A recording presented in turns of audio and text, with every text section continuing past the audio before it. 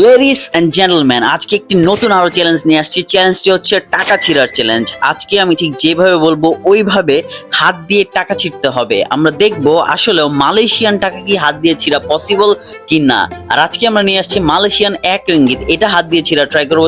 চলুন শুরু করা যাক। পারবে? Yes.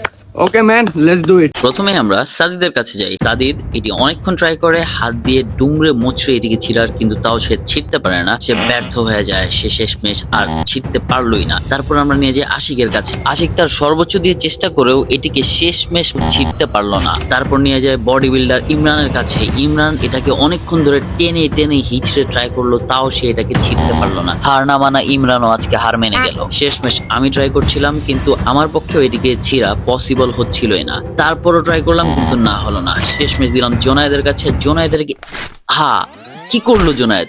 ও মাই গড! Mission complete!